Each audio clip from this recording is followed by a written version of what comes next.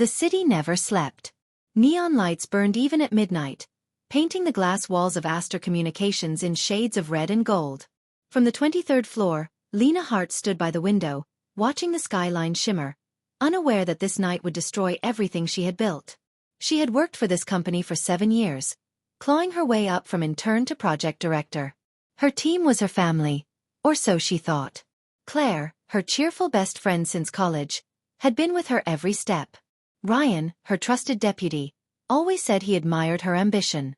They laughed together, cried together, and built dreams together.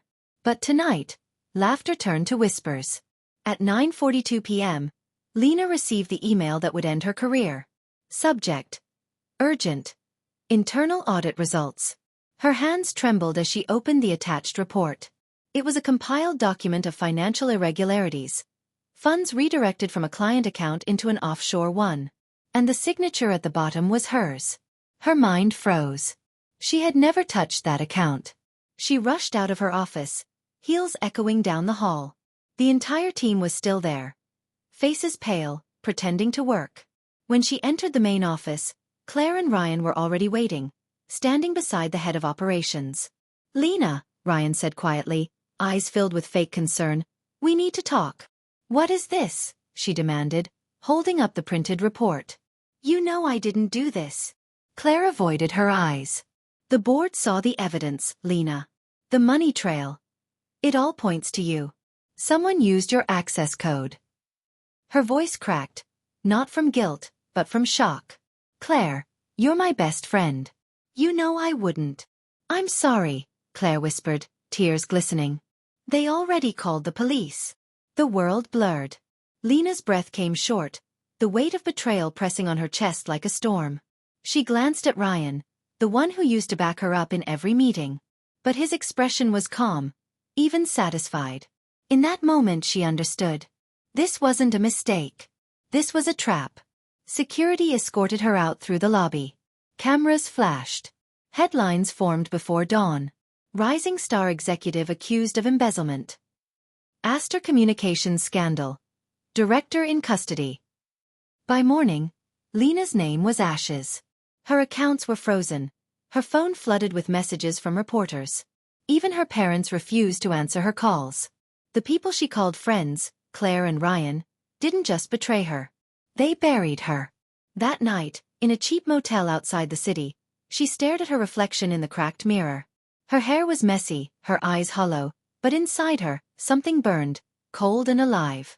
"If this is what friendship means," she whispered, "then I'll show them what betrayal truly is." She tore her employee ID in half and threw it into the trash. That was the night Lena Hart died. And someone new, someone patient, ruthless, and unbreakable, was born. 3 months passed. The world had already forgotten Lena Hart. News moved fast in Meridian City. Today's scandal became tomorrow's gossip, then vanished like smoke.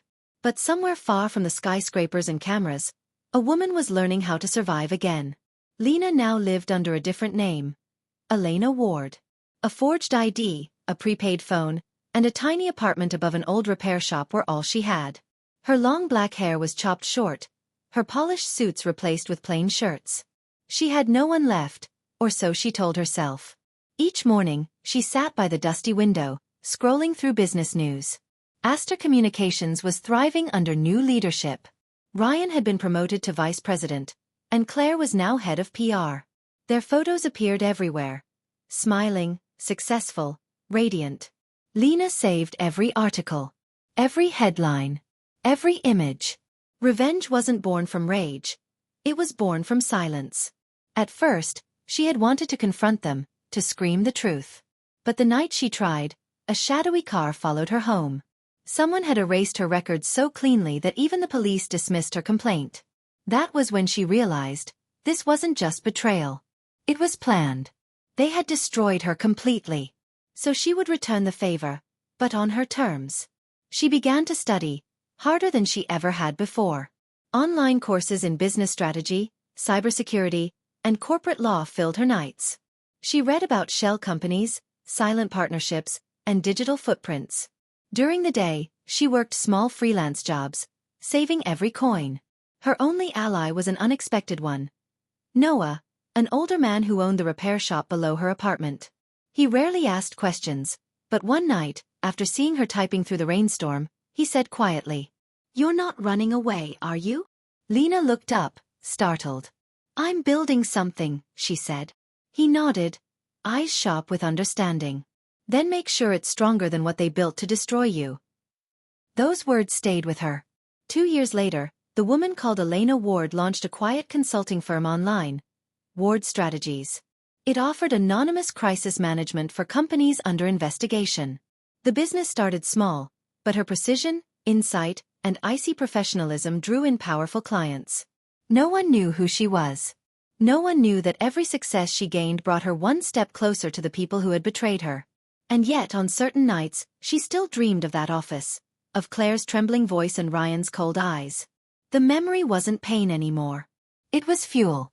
By the 3rd year, Ward Strategies had become a silent empire, hidden behind layers of subsidiaries and offshore accounts. Lena's hands now controlled more influence than Aster Communications itself. One evening, as she stared at her latest report, her assistant messaged her. "New client request. Urgent. They're offering double the usual fee." Lena opened the file. The company's name flashed on the screen. Aster Communications. For a moment, she said nothing. Then, a faint, cruel smile touched her lips. "Tell them I'll take the case," she said softly. "It's time we met again." The elevator doors slid open with a soft chime. 3 years since she had been dragged out of this very building in handcuffs, Lena Hart, now Lena Ward, stepped once again into the marble lobby of Aster Communications. No one recognized her. Her hair was shorter, dyed chestnut brown. Her posture was calm and detached. She wore a tailored suit in ash gray, her expression unreadable. She looked like power, not pain. "Good morning, Ms. Ward," the receptionist greeted politely. "The board is expecting you in conference room 8. "Thank you," Lena said, her voice smooth and steady. As she walked through the familiar corridors, memories flickered like ghosts, the laughter of her old team, the smell of fresh coffee, the glow of late-night screens. But now every step felt like a blade pressed gently against her palm, a reminder of why she was here. Inside the conference room, the board members were already seated. At the head of the table sat Ryan Cole, the man who had stolen her position and her name. He looked older now, sharper, his confidence worn like a crown. Beside him sat Claire, still perfectly composed, the face of loyalty, though Lena could still see the shadow of guilt in her eyes. Ryan rose and extended a hand. "Ms. Ward, we're honored to have you. Your firm's reputation precedes you." Lena took his hand briefly. "The honor's mine, Mr. Cole. I've heard much about Aster Communications." Her tone carried a faint irony no one noticed. Ryan smiled. "As you know, we're facing a crisis, a client data breach. We need your firm's expertise to contain it before it reaches the press." "I understand," Lena said. "My team specializes in cleaning difficult messes." The meeting went smoothly. She listened, took notes, asked sharp questions. To them, she was a detached consultant, professional, efficient, and slightly intimidating. But inside, she was mapping every name, every weakness, every secret password that slipped too easily across the table. When the presentation ended, Claire approached her quietly. "Ms. Ward," she said, hesitant, "you remind me of someone I used to know." Lena's eyes met hers. Calm, unreadable. "Do I?" "Yes," Claire whispered. "She was a friend. She left." Lena smiled faintly. "People change, Ms. Hayes. Sometimes they leave for good reason." For a moment, Claire's facade cracked, pain flickering behind her eyes. Then she nodded and walked away. That night, back in her penthouse apartment, one of many she now owned, Lena poured herself a glass of wine and opened her encrypted files. Inside were documents linking Ryan to multiple hidden transactions, ones that mirrored the false charges once pinned on her. Piece by piece, she had already gathered evidence. Now she had access to the company's internal systems again. The irony made her almost laugh. Her revenge wouldn't be loud or dramatic. It would be precise, silent, unavoidable.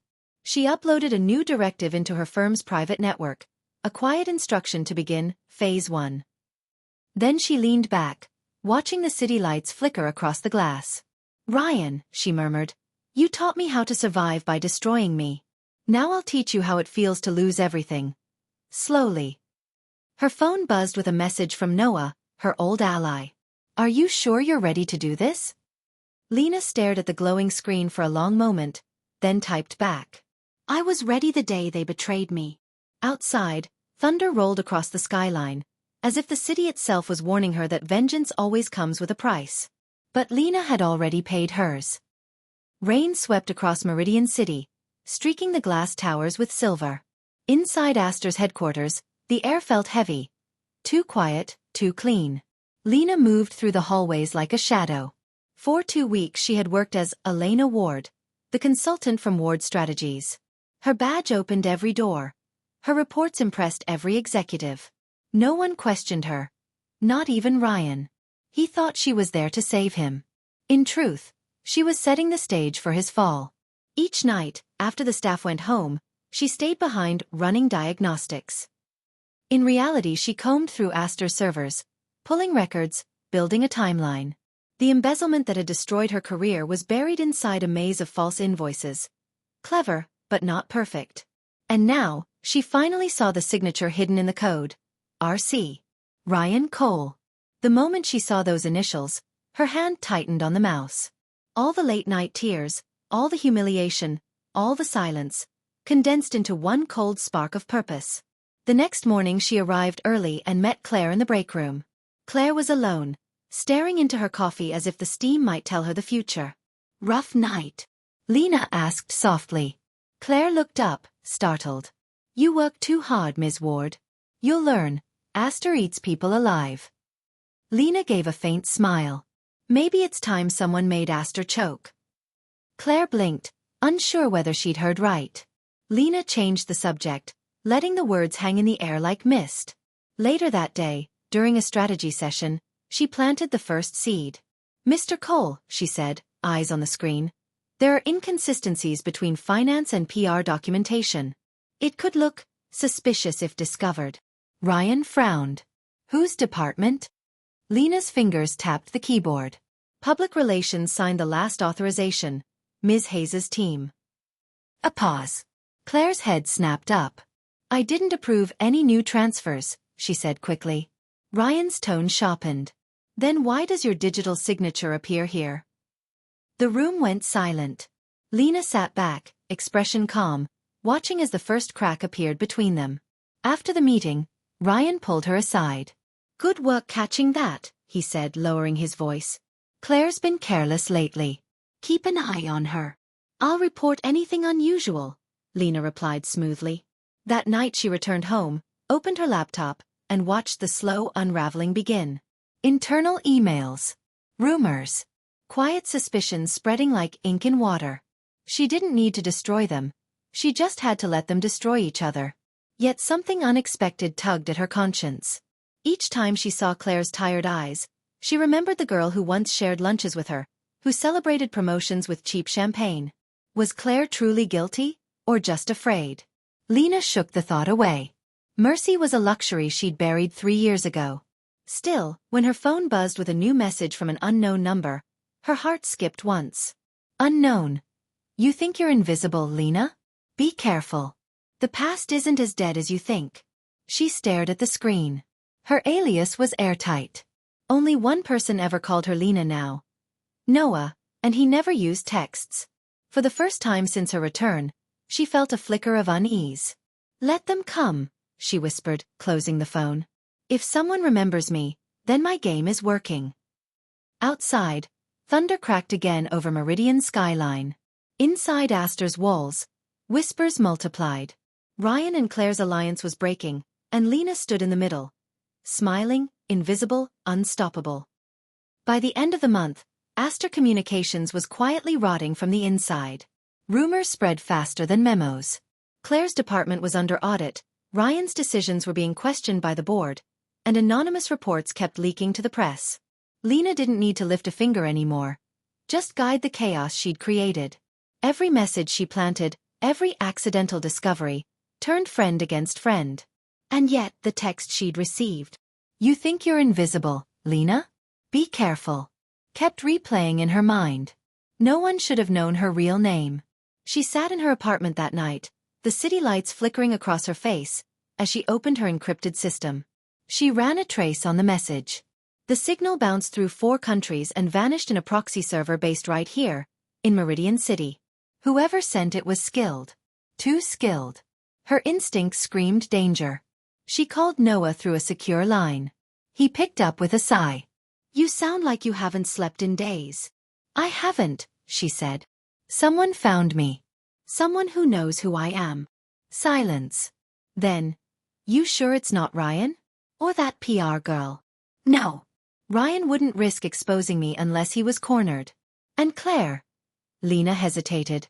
Claire's too busy trying to survive him. Noah exhaled. Then it's someone else. Someone watching both of you. She leaned back, rubbing her temple. I planned every step, every leak. I control the timing. But this message. It means I'm not the only one playing this game. Then find out who it is before they decide to move first, he said.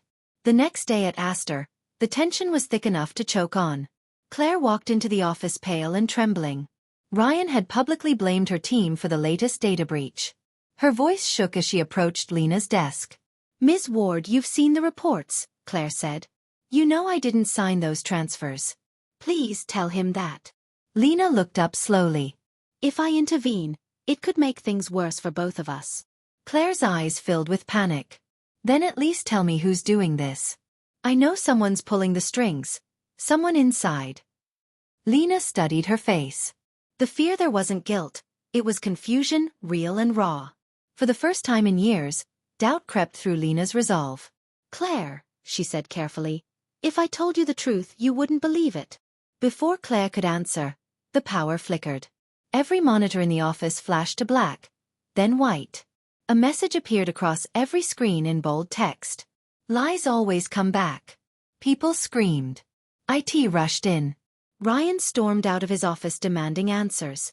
Lena's blood ran cold. She hadn't written that code. Someone else had. That night, she received another anonymous message on her private line. You wanted revenge, Lena. But did you ever wonder who set you up 3 years ago? It wasn't just them. A file followed. Encrypted. Heavy. She hesitated, then opened it. Inside was a document she had never seen before. It contained the original financial records from her scandal, but this time, the metadata told a different story. The fake signature, the offshore account, both were created from an IP address belonging not to Ryan or Claire, but to Astor's founder, Damon Lee. Lena froze. Damon Lee. The man who had quietly retired right after her fall. The one everyone thought was a mentor to her. Her chest tightened. Why? For the first time since she began her revenge, Lena realized she might have been a pawn in a much bigger game. And the person who warned her might not be an enemy at all. The city's skyline gleamed beneath the moonlight, every tower a monument to ambition. But from Lena's window, Meridian looked more like a trap, a glittering cage of power and lies. Damon Lee. The name echoed in her mind like a curse. He had been the founder of Astor Communications, the visionary everyone admired, the man who once told her, "You're the future of this company, Lena." And yet the data didn't lie. The IP that falsified the financial records had come from his private network, the same one used by the executive board before his early retirement. She stared at the file again, fingers trembling despite her calm expression. 3 years ago, she thought she had been ruined by jealous friends. Now she realized Ryan and Claire had only been pieces, tools in someone else's hands. For the first time since her downfall, the pain came back, not sharp, but heavy, deep. The next morning, Lena met Noah at a quiet cafe by the riverside. He wore his usual dark coat, eyes tired but alert. "You look like someone dug up a ghost," he said.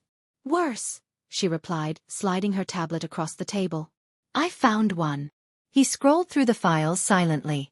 When he looked up, his expression was grim. "If this is true, then your revenge is aimed at the wrong people." "They executed his plan," she said bitterly. "They still betrayed me." "Yes," Noah said, "but they were pawns. You can crush them easily." "Damon? He's a king." Lena leaned forward, voice low. Then I'll take the throne. That night, she began her hunt. Damon had disappeared after retiring, but whispers of him lingered. Private investments, overseas shell companies, quiet influence in Meridian's political circles. He hadn't left the game. He had simply changed the board. Using her company's network, Lena tracked his digital trail. Encrypted donations, offshore partnerships, confidential mergers. Each one pointed back to Astor, as though he had never truly stepped away. By dawn, she found her lead, Silverline Capital, a subsidiary hidden under multiple fronts, all tracing back to Damon's foundation. It wasn't just a financial firm. It was the true power behind Astor Communications. And it was still active. Her breath steadied. So you've been watching me, Damon? You wanted me to see this. As if in answer, her phone buzzed. A private number. No text this time. Just a voice message. She hesitated, then pressed play. Lena, the voice rasped. It was Damon's, unmistakably calm, measured, almost kind. I taught you to survive in this world. You've done well. But you should have stayed gone. Don't make me clean up my mistakes twice. The message ended.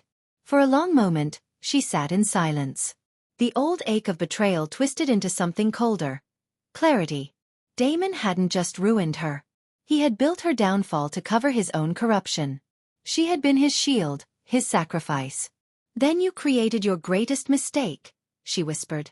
You made me strong enough to destroy you. At Astor the next day, the company buzzed with panic. Claire's audit had expanded, and Ryan's confidence was cracking. Lena watched from the sidelines, eyes sharp, heart distant. But her focus was elsewhere now. The company was no longer her endgame. It was her weapon. She began rerouting evidence, feeding anonymous leaks directly towards Silverline Capital. Piece by piece, she would turn Damon's empire into dust. As she left the office, a message flashed across her phone screen. You're moving faster than I expected. Be careful.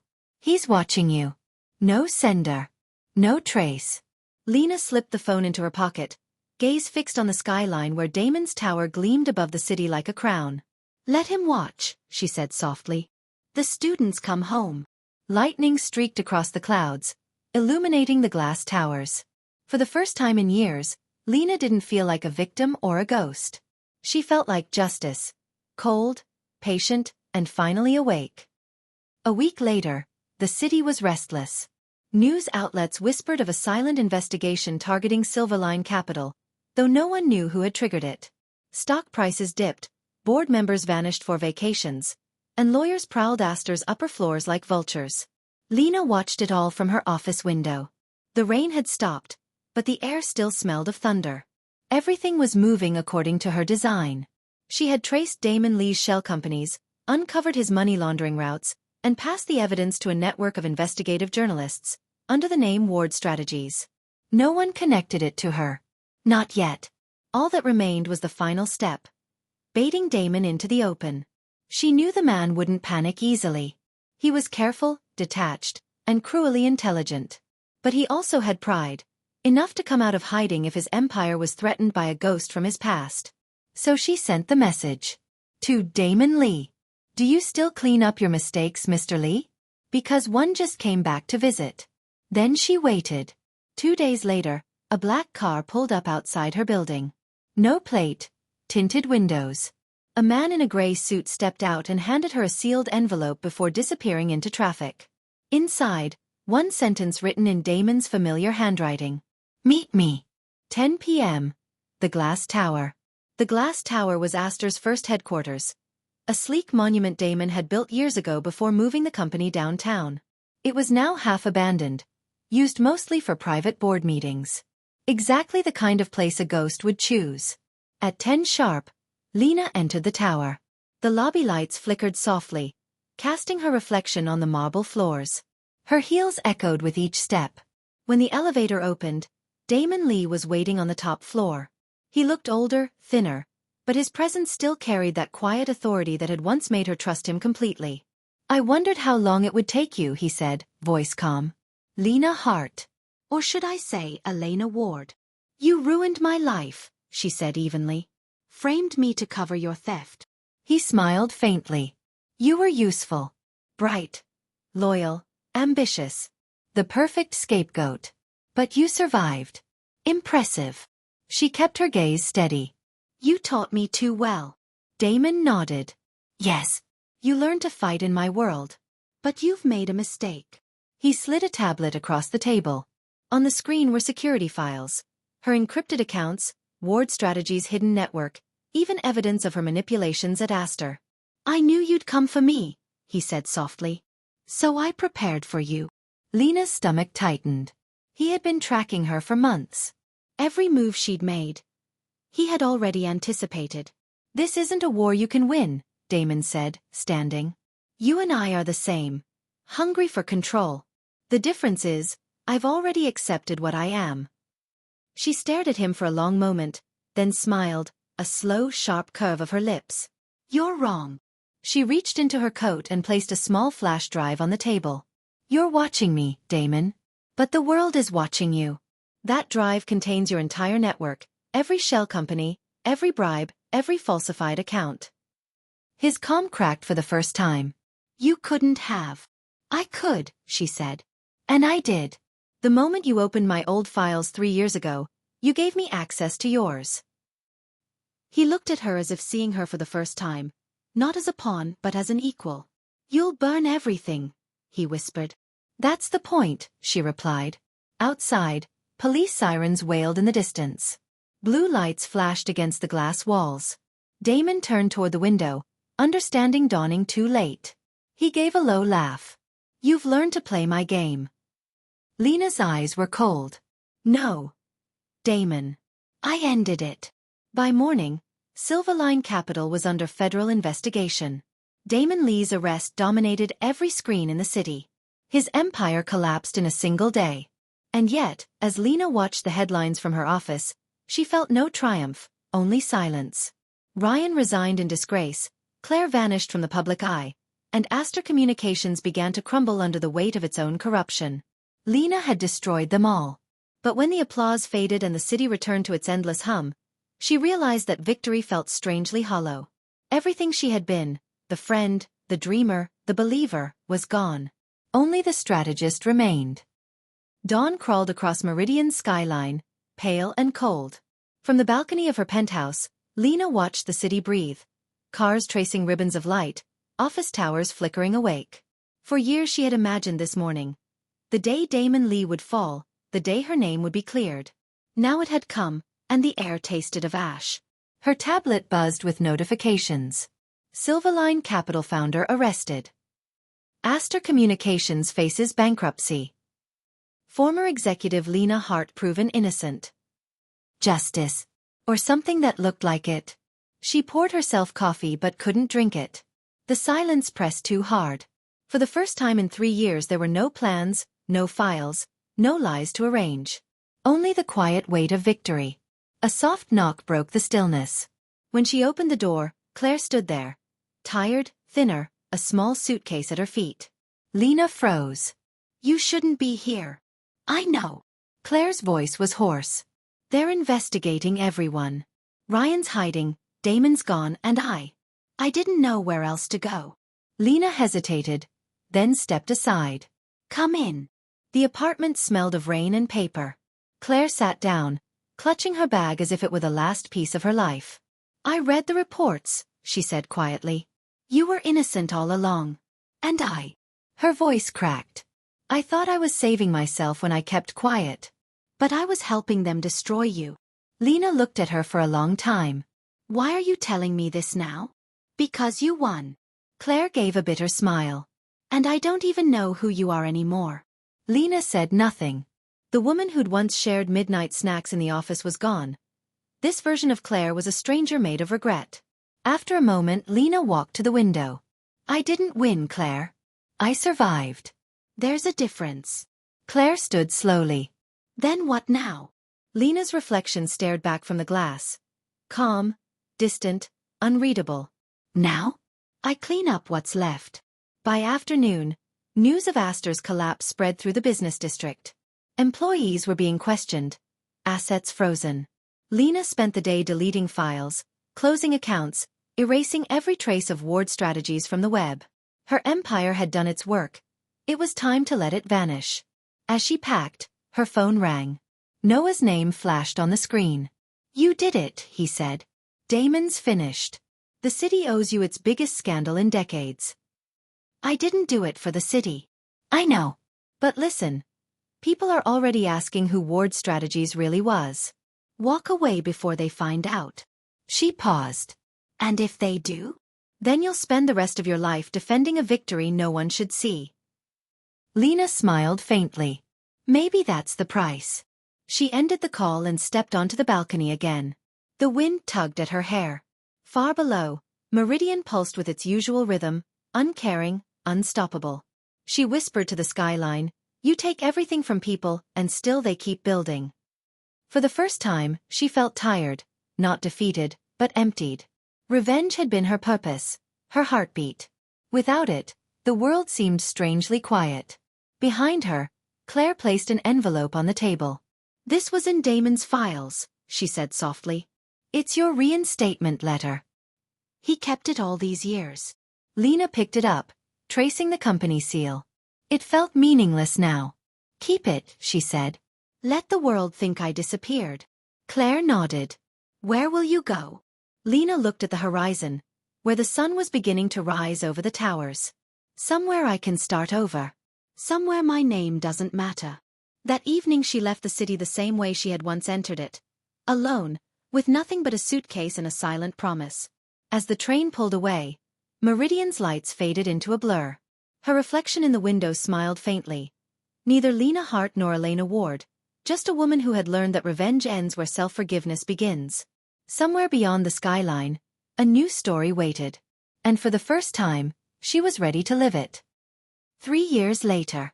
The sea wind carried the scent of salt and wildflowers through the narrow streets of Rivermount, a quiet coastal town far from Meridian's glitter and noise. The cliffs here were steep, the waves restless, but the air felt clean, honest in a way the city never was. At a small cafe near the harbor, a woman with short dark hair sat by the window, laptop open, coffee untouched. The locals called her Elena, the owner of a small digital firm that helped local artisans sell their crafts online. No one here knew that she once ran a silent empire, or that her name had once filled the headlines of a city that ate its own. Only she remembered, and even that memory was fading, like a scar smoothed by time. The bell above the door chimed. A familiar figure entered, older now, but smiling. "Noah. I almost didn't recognize you," he said, taking the seat across from her. "You look peaceful." She smiled faintly. "You make it sound like a bad thing." He chuckled. "After everything you've done? I thought you'd be running another empire by now." Lena shook her head. "Empires collapse. This place doesn't." She nodded toward the harbor, where children were chasing kites. "Here, people build things to last." Noah studied her quietly. "You still watch the city news?" "Sometimes," she admitted. "Ryan's serving time for perjury. Claire's working overseas. She started a foundation for women in crisis." "And Damon?" "Gone," she said simply. His trial ended with nothing left to say. The past no longer stung. It simply was. Noah leaned back, arms crossed. "So what now, Lena Hart?" She hesitated, then laughed softly, the kind of laugh she hadn't made in years. "I think I'm done being Lena Hart. Or Elena Ward. Maybe I'll just be me." He smiled. "That sounds like a good start." That evening, after Noah left, Lena walked along the beach. The sunset burned gold across the waves, the sky opening wide and endless. She knelt and picked up a small piece of driftwood, smooth, worn, shaped by time and tide. It reminded her of herself. Not broken. Just changed. For a long time she stood there, the surf washing over her shoes, feeling the quiet pulse of her own heartbeat. Revenge had taken everything from her. Her innocence, her trust, even her name. But in losing it all, she had found something greater, the strength to begin again. As the first stars appeared, she whispered into the wind, "Goodbye, Meridian." Then she turned away from the sea and walked back toward the lights of the little town, where laughter drifted through open windows and the smell of fresh bread filled the air. For the first time, her steps felt light, not as someone running from her past, but as someone finally walking toward her future. Thank you so much for listening. If you enjoyed this story, don't forget to like, comment, and subscribe for more original novel stories. And stay tuned, our next story is coming soon.